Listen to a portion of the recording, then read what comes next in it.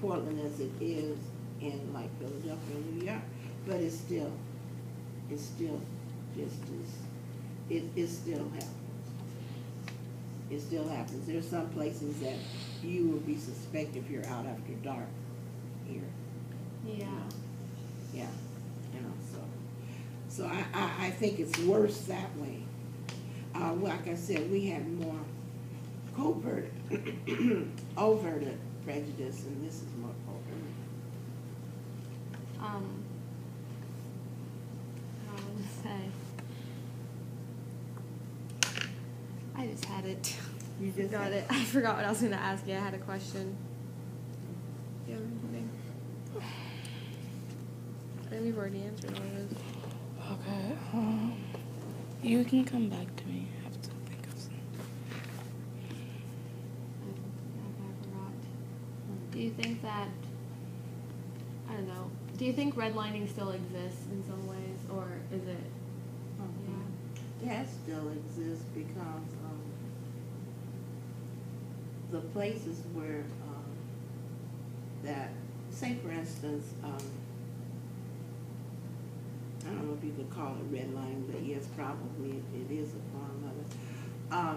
Say that there's an older person like myself and I own a home and I die and the kids can't keep it.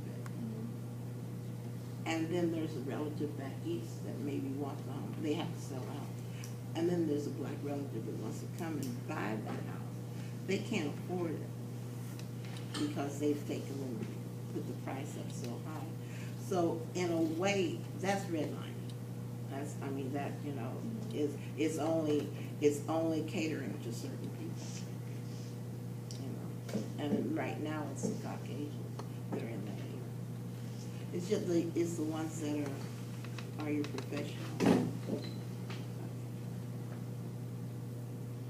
So I think it's still redlining. where do you think it's most obvious? Mississippi, Alberta, Williams, Kilmore. I went to school near Alberta from like K through 5th, and it's changed a lot from like I remember, as well as Mississippi, that area. I mean, it's just like a whole different world. Yeah. Even to like now in St. John's. Yeah. Oh, is St. John's doing that now? Yeah, kind of.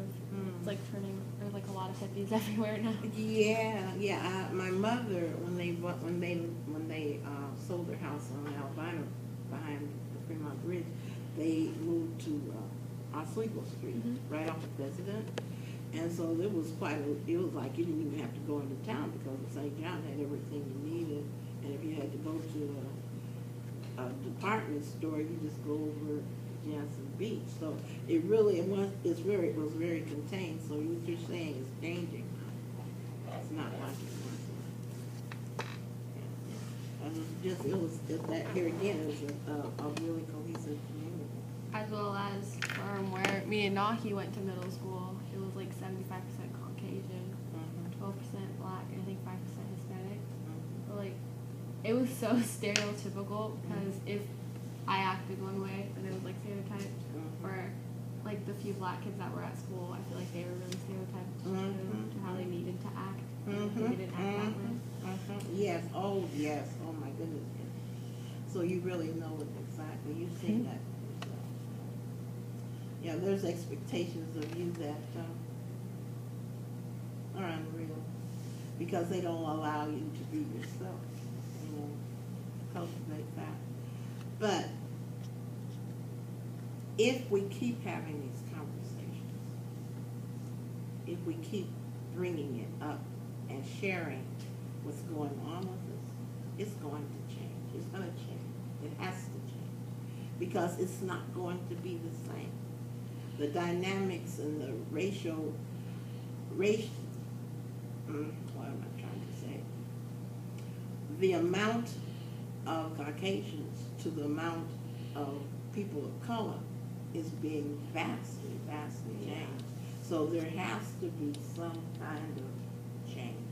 And I'm not talking about hate either. I'm talking about embracing each other, you know, and enjoying the diversity of each other. I love me some tamales, okay? So I mean, you know and I'm pretty sure they might like barbecue beef. You know what? You know, there's so many things we can share in common as human beings instead of looking at each other in color. You know, and that takes maturity, and that takes not listening to people want to pit you against each other. You know, because if that, you know, if you can pit people against each other, they're not going to do anything but just do that. And what do you think is the reason behind people just treating each other differently based on whatever? I think that differences are there in spite of ourselves. The difference between me and you is that you can go anywhere you want to, and you can be somebody other than, okay, say for us. If I walk in the room, what do you first see? That I'm black. Yeah, I mean, now if you walk in the room, I see, well, she's got long hair. But when I or he or when you walk in, that's the first thing they're gonna notice. You're black, and then they'll notice the other things. You know, and that's because of privilege, and that's because that's the way the system has been set up.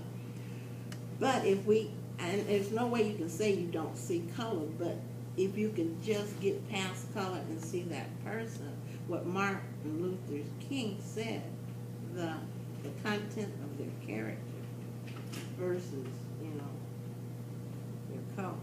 And that takes a lot of soul searching and growing, you know. So, but it's possible. And I really see that more and more, because you guys are